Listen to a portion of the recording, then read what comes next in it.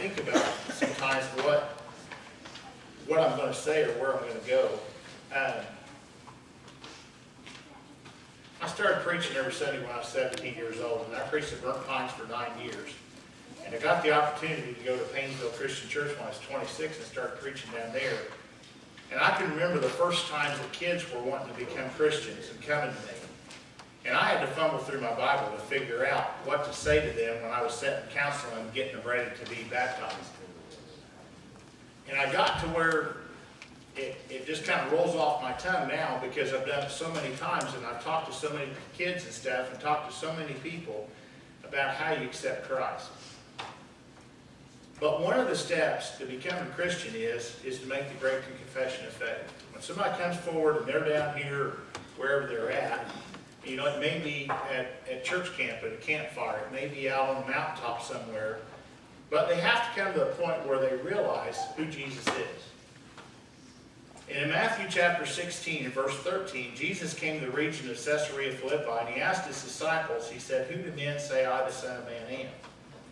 And they said, "Some say John the Baptist, some Elijah, or Jeremiah, or one of the prophets." And he said, "But who do you say that I am?"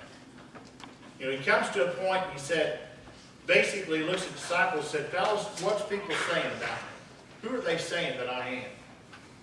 And, well, maybe you're John the Baptist, maybe you're Elijah, maybe you're Jeremiah, maybe you're one of the other prophets. And I think they were saying, because you've done so many things, they know there's something special about you.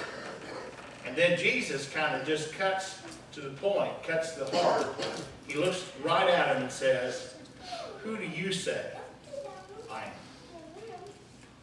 And I think there's a point in our life where Jesus comes to us. And one of the things I've been doing with the teenagers back here, the ones I've been teaching on Wednesday night, is I teach them that there's 3 important decisions they're going to make as teenagers. Now, some of them may change over a lifetime, but the first one is to accept or reject Jesus Christ, our personal Lord and Savior. And when you walk away, when somebody gives you the opportunity, every Sunday morning we give an opportunity here for you to come forward and say, "I believe that Jesus Christ, Son of the living God." Make a decision for him. Anybody's not a Christian. And I tell these kids, when you say, "I'm not making a decision," you've made a decision. You've chose that at that point in time that you're going to reject Jesus Christ. The other decision I tell them is who are you going to spend the rest of your life with? Who's going to be your spouse the rest of your life? And God gives us freedom. I tell the teenagers, God gives freedom. It's the reason why you go through the time of teenagers and dating and all that stuff, is who are you going to spend the rest of your life with? And it's an important decision. You know what's funny is, we deal with a lot of kids that have been through divorces, and when you're in the back, when you ask them, how many of you want to go through a divorce after you get married? You know, no hands go up. And when you look at them and say, how many of you want to be married for the rest of your life when you make your commitment? Every hand goes up. Even the little smart aleck boys will put their hands in the air. And I tell them that the decisions they make now will have a point on that. And then I ask them, what are you going to do the rest of your life? And you know, several of us have changed. We have had a vocation that we've chosen to do, but we've changed vocations in middle string. Some of you have done something your entire life, and that's all you do. But a lot of us have done different things. I got to visit with Rod about where his life has been, a week, and back and forth. And you know, you probably, if you asked Rod right now, if you thought he would be doing what he's doing, I can guarantee you he would tell you no. He was in the grocery retail business for years, and as a salesman that did that, and he managed stores and worked in that area. If you would tell him that he'd be in the funeral home business doing what he's doing, he probably would have looked at you and said, yeah, right. I think Jeannie's family had a lot to do with that. But we make different decisions, but those decisions kids make. But Jesus looks at him and said, who do you say I am? And as you take the communion this morning, I think Jesus is asking you, who do you say that Jesus is? And old Peter stands up, and I'm going to talk about him in my sermon, but Peter stands up, you're him.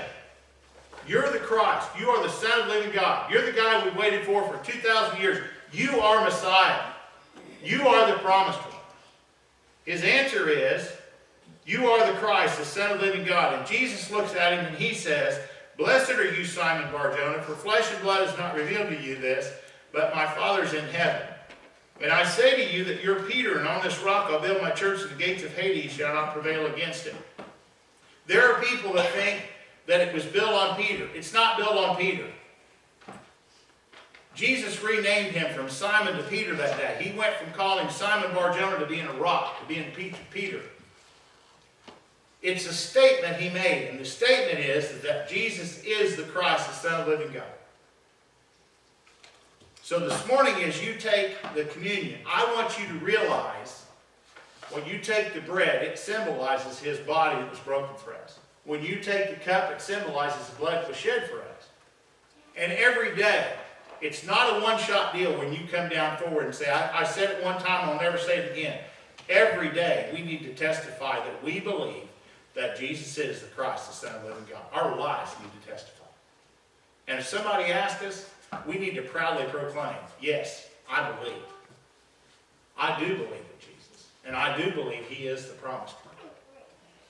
So my question to you this morning is the same question that Jesus had for his disciples. Who do you say he is? The deacons have come up, we'll pass that.